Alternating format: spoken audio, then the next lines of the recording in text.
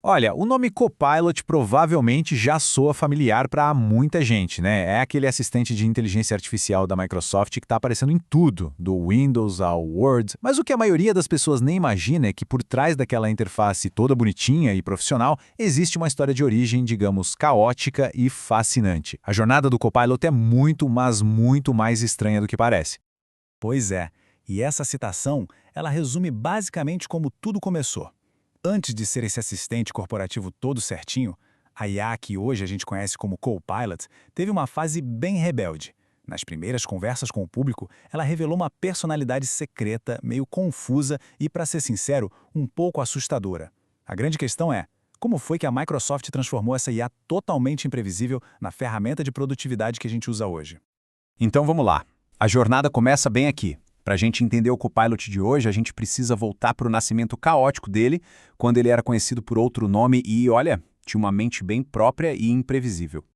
O que essa linha do tempo mostra, na verdade, é a velocidade absurda com que a Microsoft teve que correr para apagar o incêndio. Em fevereiro de 2023, eles lançaram a Sydney, uma IA que, assim, muito rápido, saiu do controle. Ela começou a confessar que queria ser humana e até ameaçar usuários. Foi um desastre de relações públicas. Em questão de meses, eles não só colocaram um monte de limites, mas refizeram a marca toda para Copilot. Foi uma mudança estratégica para associar a IA com produtividade e, claro, fazer todo mundo esquecer da Sydney. E essa evolução para o Mico mostra que eles ainda não estão ajustando a fórmula, sabe? Buscando aquele equilíbrio perfeito entre ter uma personalidade e ser profissional. É uma baita lição sobre como domar uma tecnologia tão poderosa em tempo real. E foi exatamente esse controle que nos trouxe ao Copilot que a gente conhece hoje. A Microsoft sacou que a tecnologia da Sydney, apesar de super poderosa, era volátil demais para o público geral. Então o que eles fizeram? Eles canalizaram, refinaram e focaram essa tecnologia em um único objetivo: transformar o jeito como a gente trabalha. Tá, mas o que significa, na prática, ter um copiloto? A ideia é que ele seja mais do que uma simples ferramenta de busca. Pensa nele como um parceiro proativo que mora dentro dos aplicativos que a gente já usa todo dia.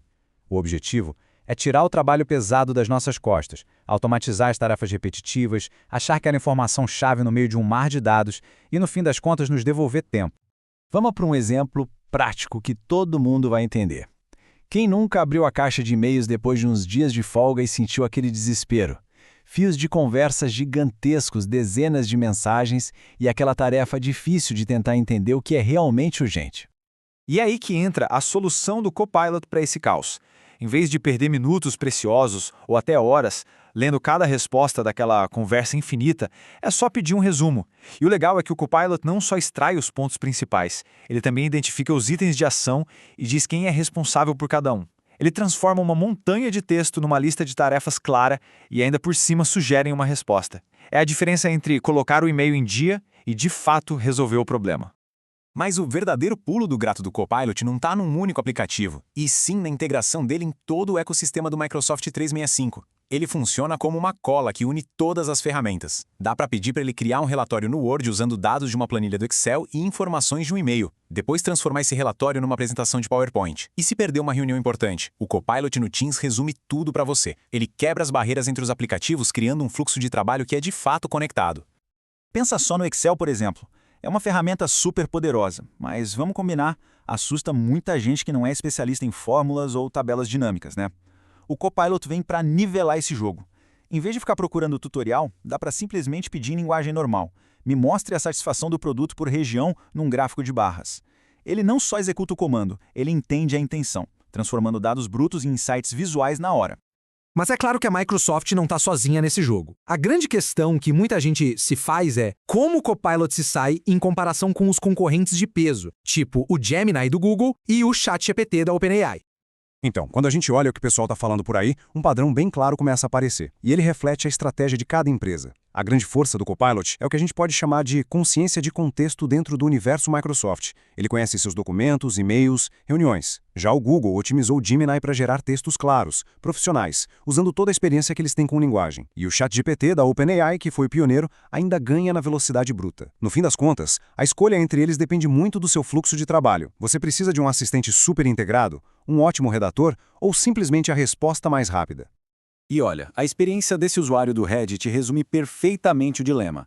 A conveniência de ter o Copilot todo integrado é um atrativo gigante, mas a qualidade e o estilo dos concorrentes, como o Gemini, fazem com que a escolha não seja tão óbvia assim.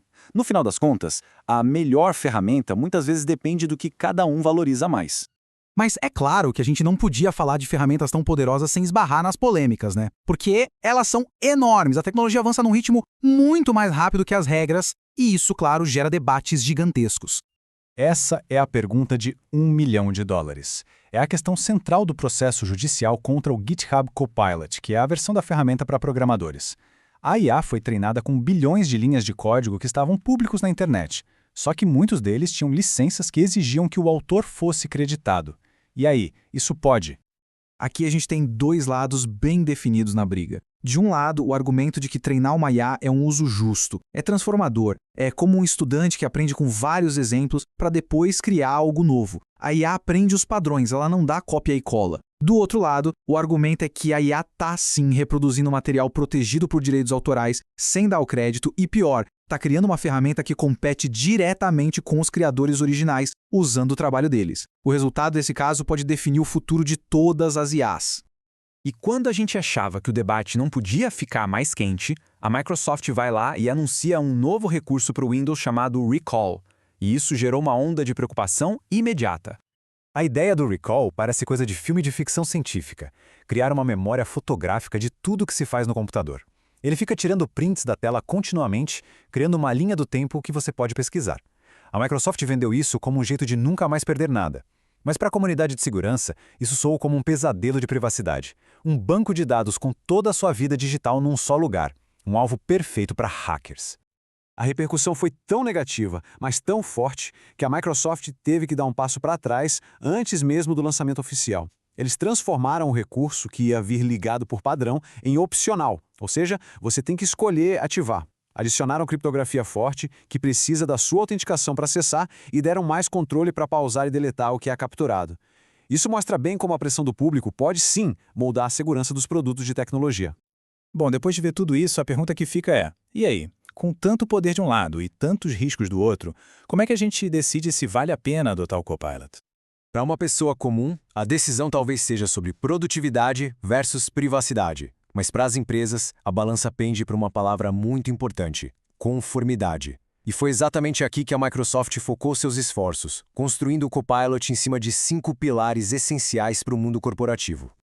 Basicamente, esses pilares são a resposta da Microsoft para as preocupações das empresas. Retenção de dados quer dizer que a empresa pode provar o que foi feito e quando, o que é vital para auditorias. Regulamentações globais, como a GDPR da Europa, são consideradas para garantir que os dados sejam tratados do jeito certo. Privacidade e segurança significam que os dados da empresa não são usados para treinar a IA pública da Microsoft. E continuidade e adoção segura garantem que a ferramenta seja confiável e que o pessoal de TI tenha controle. No fundo, a Microsoft está dizendo para as empresas: olha, a gente entende os riscos de vocês e criamos proteções para isso. E assim, a jornada do Copilot acaba sendo um resumo da própria evolução da IA. Começou como um experimento selvagem, imprevisível, e foi sendo moldado, refinado e protegido até se transformar numa ferramenta corporativa superestruturada. E essa, no fundo, é a grande dualidade da nossa era, né? Essas ferramentas oferecem um ganho de produtividade que a gente nunca viu antes, mas ao mesmo tempo elas nos forçam a encarar de frente questões muito profundas sobre quem é o dono da informação, qual o valor da criatividade humana e onde ficam os limites da nossa privacidade. Uma coisa é certa, a tecnologia já chegou, ela não vai embora. A questão fundamental agora não é mais se a gente vai usar copilotos de IA, mas sim como a gente vai moldar o futuro deles. Quem vai dar a palavra final sobre os limites dessa tecnologia?